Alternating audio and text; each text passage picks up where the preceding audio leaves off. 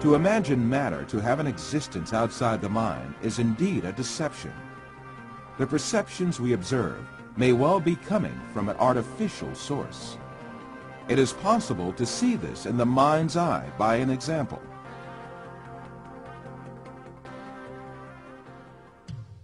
First, let us suppose that we could take our brain out of our body and keep it alive in a glass jar.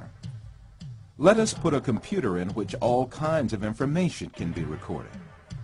Finally, let us transmit the electrical signals of all the data related to a setting, such as image, sound, and smell, to this computer. Let us connect this computer to the sensory centers in our brain with electrodes and send the pre-recorded data to our brain. As our brain perceives these signals, it will see and live the setting correlated with these. From this computer, we can send to our brain also signals pertaining to our own image. For instance, we can send to our brain the electrical correlates of such senses as sight, hearing, and touch that we perceive while we sit at a desk. In that state, our brain would think itself as a businessman sitting in his office. This imaginary world would continue as long as the stimulations keep coming from the computer. We would never realize that we only consist of a brain. It is indeed very easy for us to be deceived into believing perceptions without any material correlates to be real. This is just what happens in our dreams.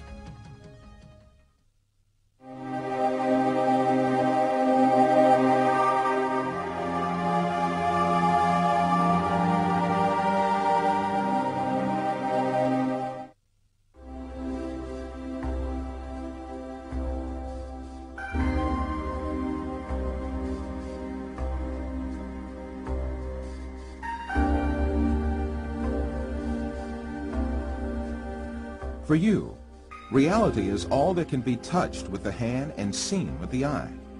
In your dreams, you can also touch with your hand and see with your eye. But in reality, you have neither hand nor eye, nor is there anything that can be touched or seen. Taking what you perceive in your dream to be material realities, you are simply deceived.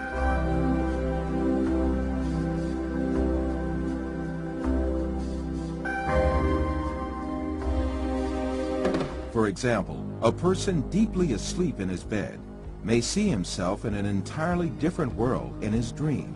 He may dream that he is a pilot and command a giant airplane, and even spend a great effort to command the plane. In fact, this person has not taken even one step away from his bed. In his dreams, he may visit different settings and meet with friends, have a chat with them, eat and drink together. It is only when the person awakes from his dream that he realizes all were only perceptions.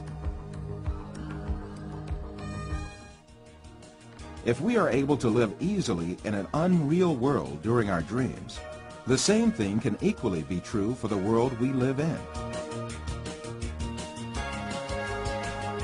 When we wake up from a dream, there is no logical reason for not thinking that we have entered a longer dream that we call real life.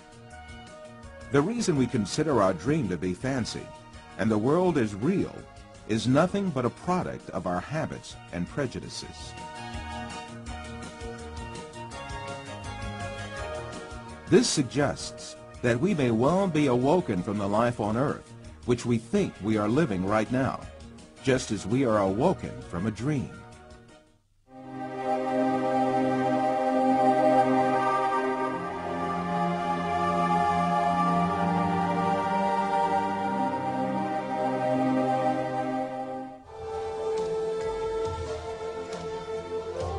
After all these physical facts arises the question of primary importance.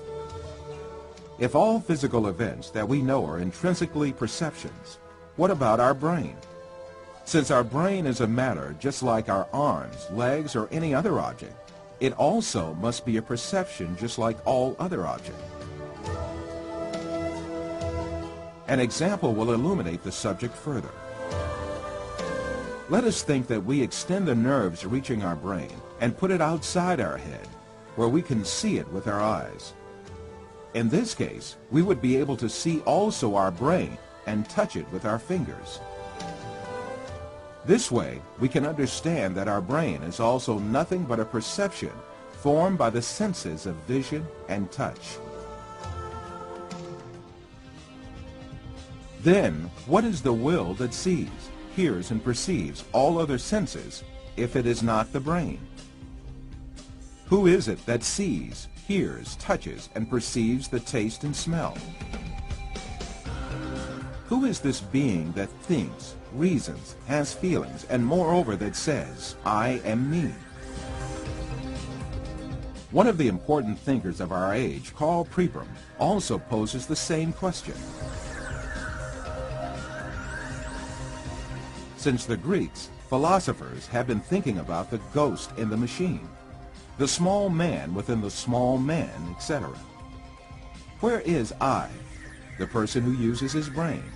Who is it that realizes the act of knowing? As St. Francis of Assisi said, what we search for is the one that sees.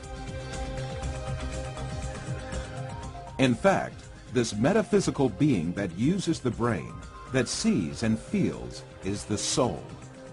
What we call the material world is the aggregate of perceptions viewed and felt by this soul. Just as the bodies we possess and the material world we see in our dreams have no physical reality, the universe we occupy and the bodies we possess now also have no physical reality.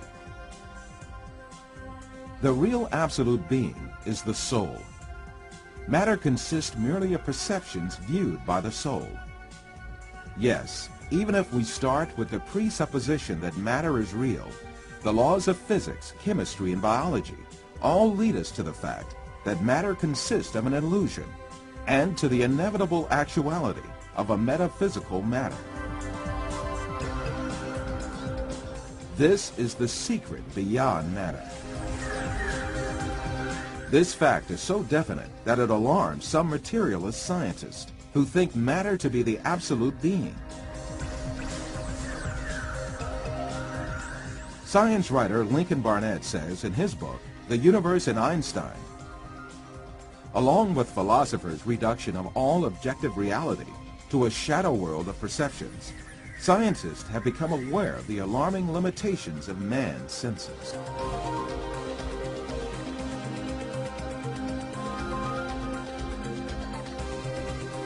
All these facts bring us face to face with a very significant question. If the thing we acknowledge to be the material world is merely comprised of perceptions given to our soul, then what is the source of these perceptions? In answering this question, we must consider the fact that matter does not have a self-governing existence by itself, but is a perception. Therefore, this perception must have been caused by another power, which means that it must have been created.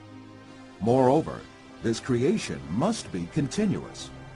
If there were not a continuous and consistent creation, then what we call matter would disappear and be lost. This may be likened to a television on which a picture is displayed as long as the signal continues to be broadcast.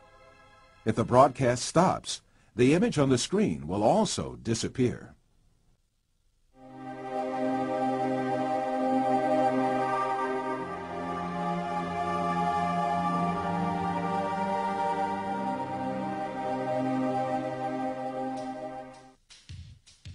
So, who makes our soul see the earth, people, plants, our bodies, and all else that we see?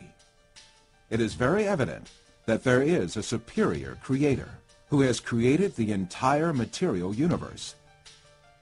That is, the sum of all perceptions, and continues his creation ceaselessly.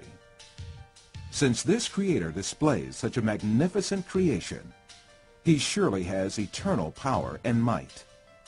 All the perceptions he creates are dependent on his will, and he dominates everything he has created at any moment.